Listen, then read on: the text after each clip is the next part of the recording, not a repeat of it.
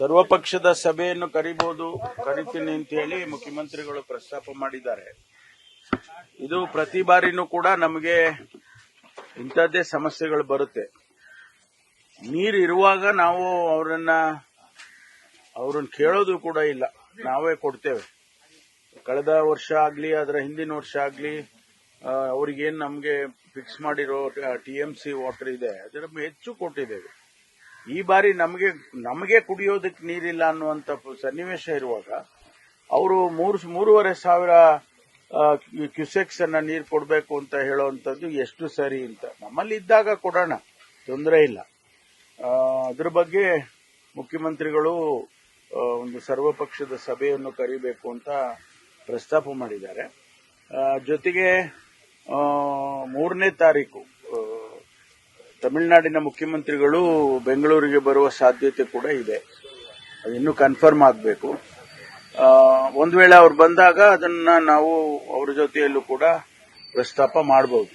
Sir, ಇವತ್ತು ಕಾನೂನು ತಜ್ಞರ ಜೊತೆ ಸಿಎಂ ಅವರು ಮೀಟಿಂಗ್ ನಡೆಸ್ತಾ ಇದ್ದಾರೆ ಡೆಲ್ಲಿನಲ್ಲಿ, ಏನೆಲ್ಲ ಚರ್ಚೆ?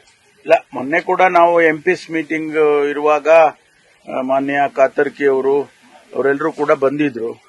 ನಮ್ಮ ನೀರಾವರಿ ಸಚಿವರು ಕೂಡ ರಾಮಲಿಂಗ ರೆಡ್ಡಿ ಅವರು ಕೂಡ ಬಂದಿದ್ರು ಅಲ್ಲಿಗೆ. ಬಹುಶಃ ನನಗೆ ಬೇರೆ ಕೆಲಸ ಇತ್ತು ಅಂತ ನೆನ್ನೆ ವಾಪಸ್ ಬಂದೆ. ಇವತ್ತು ಅವರು ಸಭೆಯನ್ನ ಮಾಡಿದ್ರೆ ಅವರು ಒಂದು ತೀರ್ಮಾನ ತಗೊಳ್ತಾರೆ ಅಂತ ಅನ್ಕೊಳ್ತೀನಿ. ಸರ್, ಕಾವೇರಿ ವಿಚಾರಕ್ಕೆ ಇವತ್ತು ಸಹ ಕನ್ನಡ ಪರ ಸಂಘಟನೆಗಳೊಂದಷ್ಟು ಪ್ರತಿಭಟನೆಗೆ ಹೋರಾಟಕ್ಕೆ ಕರೆ ಕೊಟ್ಟಿದೆ. ಇಲ್ಲ, ಸ್ವಾಭಾವಿಕವಾಗಿ ಅವರು ಮಂಡ್ಯದಲ್ಲಿ ಮತ್ತು ಸುತ್ತಮುತ್ತ ಎಲ್ಲ ಪ್ರತಿಭಟನೆಗಳನ್ನ ರೈತ ಸಂಘದವರು ಮತ್ತು ಬೇರೆ ಬೇರೆ ಸಂಘದ ಸಂಸ್ಥೆಗಳು ಮಾಡ್ತಾರೆ. ಅವರು ನಿನ್ನೆ ಕೂಡ ಮಾಡಿದ್ದಾರೆ. ಯಾಕೆಂದ್ರೆ 3,500 ಅವ್ರಿಗೂ ಗೊತ್ತಿದೆ ನೀರಿಲ್ಲ ಹೇಗೆ ಕೊಡೋದು ಅಂತೇಳಿ. ಸರ್ಕಾರ ಒಂದು ವೇಳೆ ಒಪ್ಪಿಕೊಂಡು ಇರೋ ನೀರನ್ನು ಕೊಟ್ಬಿಡ್ಬೋದೇ ಅಂತ ಆತಂಕವನ್ನ ವ್ಯಕ್ತಪಡಿಸ್ತಾ ಅವ್ರು ಮಾಡಿದ್ದಾರೆ. ನಾವು ನೋಡೋಣ ಅಂತಿಮವಾಗಿ ಏನು ಸರ್ಕಾರ ತೀರ್ಮಾನ ತಗೊಳ್ಬೇಕು. ಅಲ್ಲ, ಈಗ ಅವರು ನೋಡಿ, ಕೋರ್ಟೇ ಹೇಳಿದೆ, ನೀವು ಅವರ ರಾಜ್ಯದಲ್ಲಿ ಅವ್ರು ಕಟ್ಕೊಳಕ್ ನಿಮ್ದೇನಿದೆ, ನಿಮಗೆ ನೀರ್ ಬೇಕು, ನಿಮಗೇನು ನಾವು ತೀರ್ಮಾನ ಮಾಡಿದೀವಿ ಅಷ್ಟು ಪ್ರಮಾಣದ ನೀರು ಕೊಟ್ರೆ ಆಯ್ತಲ್ಲ ನಿಮ್ಗೆ ಅಂತಕ್ಕಂಥ ಮಾತನ್ನ ಹೇಳಿದ್ದಾರೆ. ಹಾಗಾಗಿ ಅವ್ರದ್ದು ತಕರಾರು ಇರ್ಲಿಕ್ಕೆ ಸಾಧ್ಯ ಇಲ್ಲ. ಅವ್ರೇನ ಹೇಳಿದ್ರು ಕೂಡ ಕೋರ್ಟಲ್ಲಿ ಹೇಳ್ಬೇಕಾಗ್ತದೆ. ಅಲ್ಲಲ್ಲ, ಅವರು ಬರೀಲಿ, ಪತ್ರ ಬರೆಯೋದಕ್ಕೆ ಯಾರು ಸ್ಟಾಪ್ ಮಾಡಕ್ಕಾಗುತ್ತೆ? ಆದ್ರೆ ಪ್ರಧಾನಮಂತ್ರಿಗಳು ಆಗ್ಲಿ ಅಥವಾ ಕೋರ್ಟ್ ಆಗ್ಲಿ, ಪ್ರಧಾನಮಂತ್ರಿಗಳು ಕೋರ್ಟಿಗಿನ್ನ ಮೇಲೆ ಇರೋದಿಲ್ಲ. ಕೋರ್ಟ್ ಏನ್ ತೀರ್ಮಾನ ಮಾಡುತ್ತೆ ಅಂತಿಮವಾಗಿ ಅದೇ ಫೈನಲ್. ಅದರಿಂದ ಈಗ ಅವರು ಅಂತಿಮವಾಗಿ ತೀರ್ಪು ಕೊಟ್ಟಿದ್ದಾರೆ. ಅದ್ರ ಪ್ರಕಾರ ಹೋಗ್ತೇವೆ. ಸರ್, ವಿಜಯ್ ಅವರು ರಾಜ್ಯಕ್ಕೆ ಬರ್ತಿರೋದನ್ನ ಬಿಜೆಪಿ ವಿರೋಧ ಮಾಡ್ತಾ ಇದ್ದಾರೆ. ಇಂಡಿ ಒಕ್ಕೂಟದಲ್ಲಿ ಇವರು ಇರೋದ್ರಿಂದ ಇವರು ಮೇಕೆದಾಟು ಯೋಜನೆಗಾಗಿ ಈಗಾಗಲೇ ವಿರೋಧ ವ್ಯಕ್ತಪಡಿಸಿದ್ದಾರೆ. ಅವ್ರು ಬಂದು ಇನ್ನೇನು ಹೇಳಿದ್ದಾರೆ, ಕರ್ನಾಟಕದ ಮುಂದೆ ಅವಮಾನ ಮಾಡುವಂತಹದ್ದು ಯಾಕೆ ಬೇಕು ಅನ್ನುವಂತಹದ್ದು ಬಿಜೆಪಿ ಅವರು ವಾದ. ಸರ್, 2 ರಾಜ್ಯದ ಮುಖ್ಯಸ್ಥರು ಅನೇಕ ಸಮಸ್ಯೆಗಳಿರ್ತಾವೆ. ಅವುಗಳನ್ನ ಸೇರಿ ನಾವು ಬಗೆಹರಿಸಿಕೊಳ್ತೀವಿ ಅಂತಂದ್ರೆ ಅದು ಕೂಡ ಆಗಬಾರ್ದು ಅಂತಂದ್ರೆ ಒಕ್ಕೂಟದ ವ್ಯವಸ್ಥೆಯಲ್ಲಿ ಇದೆಲ್ಲ ಸಾಮಾನ್ಯ. ಮೊನ್ನೆ ಭದ್ರಾ ಪ್ರಾಜೆಕ್ಟಿನ ಹತ್ರ ನಾವು ಆ ಗೇಟ್ಗಳೆಲ್ಲ ರಿಪ್ಲೇಸ್ ಮಾಡಿತ್ತು. ಅದರ ಉದ್ಘಾಟನೆಗೆ ಚಂದ್ರಬಾಬು ನಾಯ್ಡು ಅವರು ಬಂದಿದ್ರು, ತೆಲಂಗಾಣ ಮುಖ್ಯಮಂತ್ರಿಗಳು ಬಂದಿದ್ರು, ಮತ್ತು ನಮ್ಮ 3 ಜನ ಸೇರ್ಕೊಂಡು ಕೆಲವು ವಿಷಯಗಳನ್ನ ಪ್ರಸ್ತಾಪ ಮಾಡಿದ್ದಾರೆ.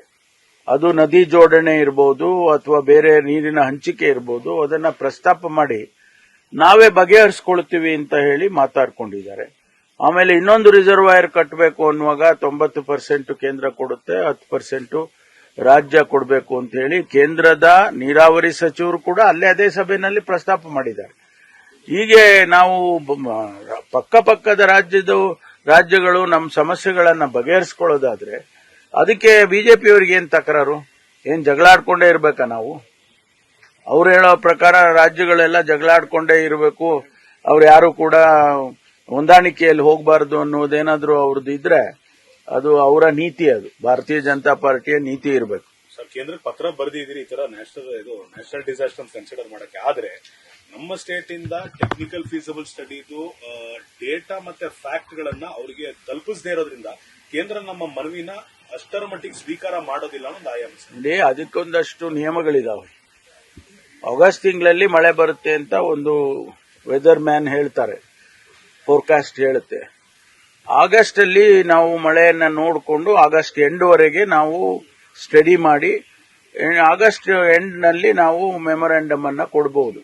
ಸಾಮಾನ್ಯವಾಗಿ ಹಾಗೆ ಆಗೋದು. ಆಗಸ್ಟ್ ಎಂಡಿಗೆ ಕೊಡ್ತಾರೆ, ಸೆಪ್ಟೆಂಬರ್ಗೆ ಅವ್ರ ಟೀಮ್ ಬರುತ್ತೆ, ಕೇಂದ್ರದ ಟೀಮ್ ಬರುತ್ತೆ. ಆ ನಂತರ ಅವರು ಅಸೆಸ್ ಮಾಡಿ ರಾಜ್ಯಕ್ಕೆ ಏನು ಹಣ ಕೊಡಬೇಕು ಅಂತ ನಾವು ಕೇಳಿರ್ತೀವಿ, ಅದರಲ್ಲಿ ಎಷ್ಟು ಕೊಡಬಹುದು ಅಂತ ಹೇಳಿ ಕೊಡ್ತಾರೆ. ಈಗ ನಾವು ಬರೆದಿರೋದು ಒಂದು ಪ್ರಿಲಿಮಿನರಿ ಆಗಿ ಈ ಸಿಚುವೇಶನ್ ಹಿಂಗಿದೆ, we are forcing A severe drought in our state ಅಂತ ಒಂದು ಇಂಡಿಕೇಶನ್ ಕೊಟ್ಟಿದ್ದೀವಿ. ಅದಕ್ಕೆ ಅವರು ಅದರಲ್ಲಿ ಮುಖ್ಯವಾಗಿ ನಾವು ಕೇಳಿದ್ದು to declare the drought affected area. ಅದಕ್ಕೆ ನಿಯಮಗಳಿದಾವೆ, 10 ಮಾನದಂಡಗಳನ್ನ ಕೇಂದ್ರ ಸರ್ಕಾರ ಮಾಡಿದ್ದಾರೆ. ಅದರಲ್ಲಿ ಒಂದು 2-3 ರಿಲ್ಯಾಕ್ಸ್ ಮಾಡಿ ಅಂತ ಹೇಳಿ ನಾವು ಕೇಳ್ಕೊಂಡಿದ್ವಿ. ಯಾಕಂದ್ರೆ ಆ ರಿಲ್ಯಾಕ್ಸ್ ಮಾಡಿದ್ರೆ ನಮಗೆ immediately we can declare some of the talukas. ಅಲ್ಲಿ northern part of the state, ಅಲ್ಲಿ ನಾರ್ತ್ ಕರ್ನಾಟಕದಲ್ಲಿ ನಾವು ಹೇಳ್ಬೋದು ಇಂಥ ತಾಲೂಕು 80% ಮಳೆ ಕಡಿಮೆ ಆಗಿದೆ ಅನ್ನೋ ತಾಲೂಕನ್ನು ನಾವು ಡಿಕ್ಲೇರ್ ಮಾಡಕ್ಕಾಗಿಲ್ಲ ಅಂದ್ರೆ ಈ ಮಾನದಂಡಗಳಿಂದ ಆಗೋದಿಲ್ಲ. ಅದಕ್ಕೆ ನಾವು ರಿಲ್ಯಾಕ್ಸ್ ಮಾಡಿ ಅಂತ ಕೇಳಿದ್ವಿ. ಅದನ್ನಾದ್ರೂ ಮಾಡ್ಬೋದಲ್ಲ. ಸರ್, ಕ್ಯಾಬಿನೆಟ್ ಇವತ್ತು ಏನ್ ನಿರೀಕ್ಷೆ ಸರ್? ಅಲ್ಲ, ಈಗ ಇವತ್ತು ಸಂಜೆ ಬಹುಶಃ ರಾಹುಲ್ ಗಾಂಧಿ ಅವರು ಮತ್ತು ನಮ್ಮ ಎಐಸಿಸಿ ಅಧ್ಯಕ್ಷರು, ನಮ್ಮ ಇನ್ಚಾರ್ಜ್ ಸೆಕ್ರೆಟರಿಗಳು, ಪ್ರಧಾನ ಕಾರ್ಯದರ್ಶಿಗಳು ಮತ್ತು ಸಿಎಂ ಇವರು ಅಧ್ಯಕ್ಷರು, ಎಕ್ಸ್-ಸಿಎಂ ಅವರೆಲ್ಲ ಚರ್ಚೆ ಮಾಡಿ ಫೈನಲ್ ಮಾಡ್ಕೊಂಡು ಬರ್ತಾರೆ. ಇವತ್ತು ಪ್ರೊಲಾಂಗ್ ಆಗ್ತಾನೆ ಇದೆ ಸರ್. ಎಲ್ಲೋ ಒಂದ್ ಕಡೆಗೆ ಇಬ್ರು ಒಂದೇ ಪೇಜ್ ಬರಕ್ ಆಗ್ತಿಲ್ವಾ? ಅವ್ರು ಕೊಡ್ತಿರೋದನ್ನ ಇವ್ರು ಒಪ್ತಿಲ್ಲ, ಇವ್ರು ಹೇಳ್ತಿರೋದನ್ನ ಅವ್ರು ಒಪ್ತಿಲ್ಲ, ಆ ತರ ಇದೆ. ಇಲ್ಲ, ಕಾರಣ ಅದಲ್ಲ. ಕಾರಣ ರಾಹುಲ್ ಗಾಂಧಿ ಅವರು ವಿದೇಶದಲ್ಲಿ ಪ್ರವಾಸದಲ್ಲಿದ್ರು, ಬಂದಿದ್ದಾರೆ. ಈಗ ಪಾರ್ಲಿಮೆಂಟ್ ಪ್ರಾರಂಭ ಆಗಿದೆ. ಪ್ರಯಾರಿಟಿ ಪಾರ್ಲಿಮೆಂಟಿಗೆ ಕೊಡ್ಬೇಕಾ, ನಮ್ಮ ಎಕ್ಸ್ಪೆನ್ಷನ್ ಕೊಡ್ಬೇಕಾ ಅಂತ ಅಷ್ಟೇ. ಆಗತ್ತೆ, ಇವತ್ತು ನಾಳೆ ಆಗ್ಬಿಡು. ಈಗಷ್ಟೇ ಜಮೀರ್ ಅವರು ಡೆಲ್ಲಿಗೆ ಹೋಗಿದ್ದಾರೆ. ಹೆಚ್ಚುವರಿ ಡಿಸಿಎಂ ಬಗ್ಗೆ ಚರ್ಚೆ ನಡೀತಾ ಇದೆ ಅಂತ ಒಂದು ಕೂಗಿದೆ.